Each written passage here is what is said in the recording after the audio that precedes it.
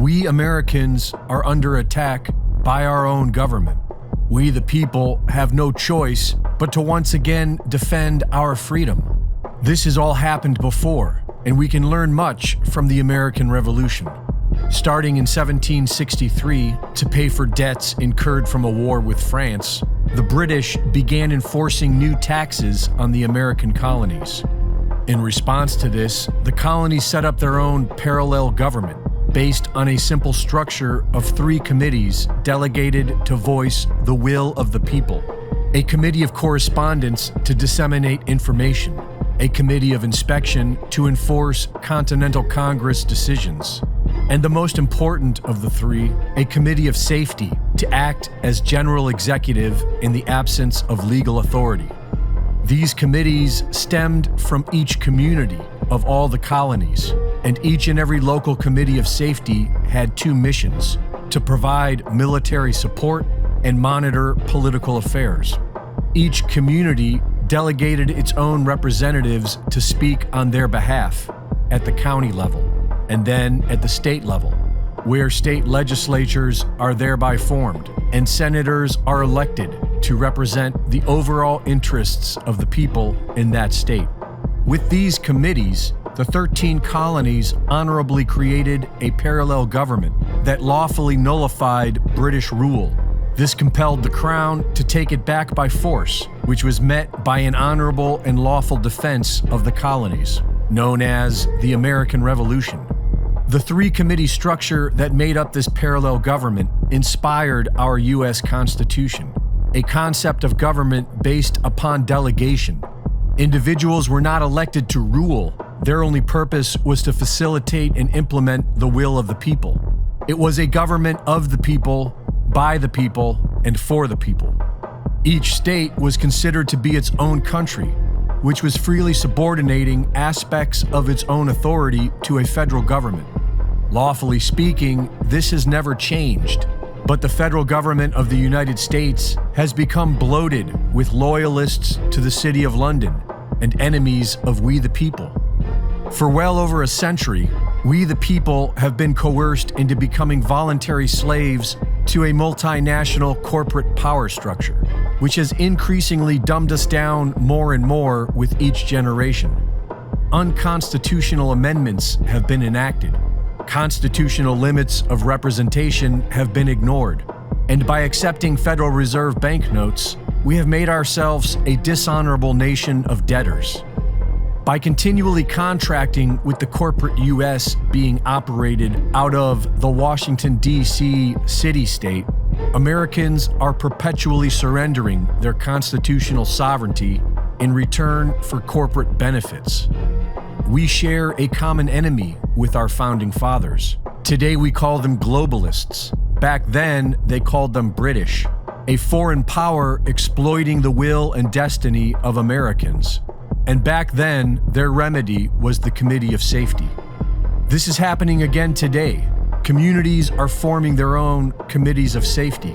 An excellent example is Santa Rosa County, Florida, where the Recall Florida movement sprang from, which seeks to empower the citizens of Florida with the ability to recall county commissioners for corruption, malfeasance, and neglect of duty.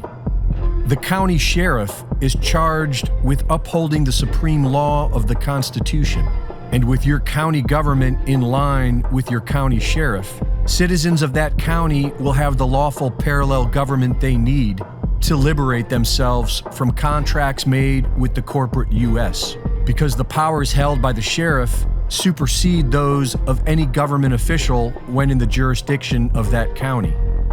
The PSYOP today is meant to make you feel dependent upon the federal government, but that has always been your choice, and it's not the only choice.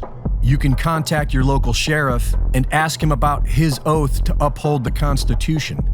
You can form committees of safety, and you can lawfully purge your local government of corruption.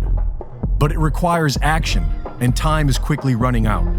Pulitzer Prize-winning journalist Seymour Hersh, relying on unnamed national security sources, recently published an article on his Substack about the destruction of the Nord Stream pipelines.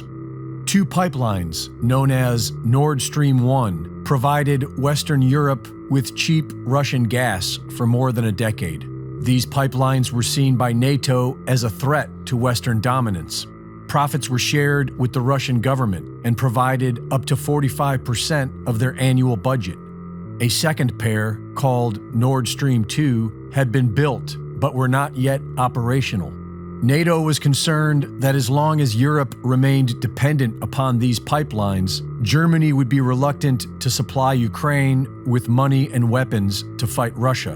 And so the Biden administration authorized Jake Sullivan to assemble a task force with members of the Biden White House, the CIA, and the Pentagon to come up with a plan for the destruction of the pipelines. The operation was run by Victoria Nuland, Anthony Blinken, and Jake Sullivan. The Navy proposed using a submarine to assault the pipeline directly. The Air Force proposed dropping bombs with delayed fuses. And the CIA argued that whatever was done, it would have to be covert, because if the attack was traced to the U.S., then it would be an act of war.